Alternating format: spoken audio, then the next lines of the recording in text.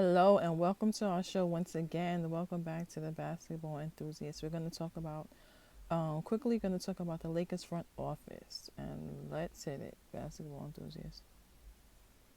The the Basically, Lakers.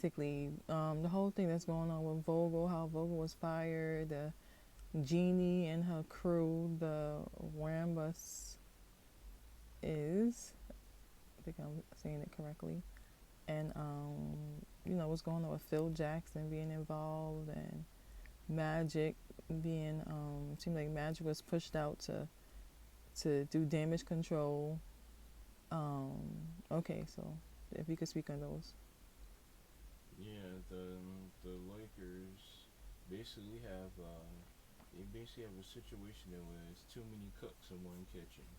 There's too many voices in the front office. It's Genie, it's Linder and Kurt Rambis, it's Rob Palinka, and then it's Magic, and then Phil Jackson comes along. So there's all those different people, and that is creating a chaotic environment in the Lakers. And the Lakers, what they should want as an organization is they should want an organization similar to the San Antonio Spurs or the Warriors, where for the most part there is no drama with them. It's just basketball. No headlines are coming out about who's running the front office and who's giving bad contracts up. Right. And Linder and Kurt Rambis, I still don't understand why Genie has them in position because they clearly neither one of them know nothing about basketball. They're just like hanging around the organization.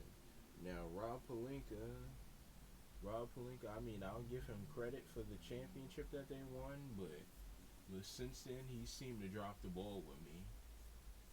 In my opinion, excuse me, to me, he seemed to drop the ball. They should have re-signed Alex Caruso. There was no reason to let him go. And if Caruso wanted to go to the Bulls, you could have at least done a sign and trade where you get something in return, as I said before, instead of just letting him walk for nothing. That wasn't a smart move. Now Frank Vogel did have some bad rotations as a coach, but I can't put it entirely on him because the front office basically they tied his hands. Basically, he could not do his job as he was supposed to. And then later on, I believe it was late December or early January, we started to hear reports of Vogel was getting permission to play Russell Westbrook Right. or to bench him at times. And some people, numerous on numerous shows, but a lot of fans were saying, "Well, why is Westbrook playing? It's a closed game. Shouldn't LeBron or whoever close the game out or whatever try to win the game?" Well, I mean that explains why Russell was in the game and he had those there were plenty of games where he had costly turnovers. Put it like that. Now, not everything is Russell's fault, as a lot of people like to make it out to seem, but there are plenty of games he did help them win. But there's also it seems like there were also a lot more games he helped them lose with his turnovers. And some of his turnovers, he was trying to find LeBron and or find Anthony Davis or find Melo or Dwight, and he just and what Russ does too much of is he forces assists as opposed to letting them come to him naturally. So him forcing assists allow guys to steal the ball and get layups or threes on the other end. So Russell, the Lakers basically could have won more games if Russell plays more under control, and also if Vogel was given permission to fully coach this team, or excuse me, not even permission, just allowed to basically do his job. He shouldn't have to. He shouldn't have to worry about the front office or ownership telling him who he can coach, who he can put in the games, and who he can't. But another interesting story that came out really quickly was that their Vogel, when he would have his meetings and he would talk to the players at the halftime, he would talk to LeBron and the team, and all of a sudden Linder and Kurt Rambis would come into the room as Vogel's talking to the players at the half earlier this during this season, and they would sit there and they would observe what Vogel's doing, and they would be on their phones texting Genie everything that's going on. Like that to me is totally unnecessary. Once again, that's not allowing Vogel to do his job. That's like tying his hands basically. And Vogel should be free to do his job. He should be free to coach and put guys in a position to be successful basically. And I feel he wasn't given a fair shot to do that while he was unjustly fired. Right. Also, if you could speak a little bit about how he was fired, and also the attitude. It seemed like the overall attitude of the Lakers front office on how it seems like, they feel like they're the Lakers, and because they're the Lakers, that any coach and every coach should be honored to work for them. Well, Frank Vogel was the way Vogel was fired was classless on the Lakers' part. That Woj had to tweet it out on Twitter, and then right after the Lakers win in overtime against the Denver Nuggets, their reserves versus the Nuggets reserves winning the game. Vogel was If Vogel was going to be fired, he should have been told by Genie or Rob Pelinka in the back somewhere. It should not have been posted all over Twitter. That's classless for Vogel to find out like that. And one of the reasons that I was one of the reasons like as I said before, if the Lakers wanted to fire Vogel, I didn't have a problem with it. But I would have done it in a classier way if I was the front office, because other coaches are watching this, whether they believe this or not. So they're talking about, oh, let's get Doc Rivers. Oh, let's get Quinn Snyder. Oh, let's look at Terry Stotts, who used to coach the Portland Trailblazers, who were a good offensive team. They really didn't have any defensive players, so that's why they struggled a lot of times.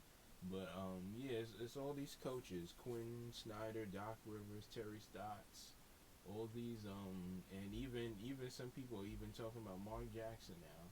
But imagine if you guys were one of those coaches. Would you want to coach the Lakers after seeing the way they handled Frank Vogel's firing? I wouldn't want to coach there either, because that's not a classy organization. Not only is that not a classy organization, but as I said, if you're a coach, you want to be able to coach. You want to be able to do your job. Say, okay, LeBron, I need you over here. Anthony Davis, stand over here. It's impossible to do your job it's impossible to do your job if you have Linda and Kurt Rambis peeping in and out of the coaches' meetings, looking over your shoulder every 5 minutes. I don't think too many coaches will want to deal with that. I believe that's why Ty Lue and Monty Williams said no. Monty said he'd rather coach the Phoenix Suns as opposed to the Lakers because that's too much of a headache to deal with, and I Jawan Howard also. and I can't and I really can't blame Monty Williams for not wanting to do it. Ty Lue as well. One of the reasons Ty Lue didn't do it was, like I said, he was blackballed with the money. He wanted a good contract. He cheaped out, and they wanted to pick his coaching staff and also pay attention to what he was doing. Jawan Howard was actually very close to getting the job, but the only reason the Lakers didn't, from what I read, if this is true and I didn't give it to him, is because they didn't believe he had enough experience. But I believe even if Jawan Howard did have experience, he wouldn't want to deal with that as well. Like coaching LeBron and Anthony Davis, I don't think was the reason that Jawan Howard would have said no. But I do think that was the reason, because that's impossible for a coach to be able, like I said, once again, to do their job, is when they have too many people looking over their shoulder, not allowing them to coach. If people watch Steve Kerr in Golden State, or Mike Budenholzer on the Bucks, or Eric Spoelstra for the Miami Heat, Nate McMillan on the Hawks, Taylor Jenkins, the Grizzlies coach, who's doing a really good job, and Monty Williams. Like, if you watch these coaches in the playoffs, they're free to do their jobs. They don't have to worry about the people in the front office looking over their shoulder. They're just allowed to coach, do their job, what they get paid for, which should be a lot, which should be happening with the Lakers. But for some reason it's not. Hopefully in the near future the Lakers fix that. Also, being allowed to pick out their coaching staff. Yeah. Yeah, the Lakers were forced to the Lakers were. It wasn't just with Monty Williams and Ty Lue were they cheap with the money. It was the fact that they were Jeannie and her friends, the Rambuses, wanted to pick the coaching staff. They not only they were okay with Ty Lue and Monty Williams coaching, but they wanted to pick their staff and be able to look over their shoulders. So, as I said once again, LeBron and Anthony Davis, I heard, were very high on Monty Williams. They wanted him to coach their team, but Monty, like I said, I don't blame him for turning that part down because that's too much. He wants to just be able to coach his team and not have to worry about that. Also, really quickly, LeBron also, which I think was an excellent choice, wanted Mark Jackson. Yes, LeBron made a suggestion for Mark Jackson, saying LeBron was actually it was an article from the LA Times. It's on Bleacher Report. You guys can check that out if you want to read it on Bleacher Report, where Mark Jackson, LeBron was asked would he loved the idea of him coaching, and LeBron said he would be enthused. He'd be really excited to have Mark, he said, coach him. And Mark Jackson, maybe he's the right coach to turn this team around.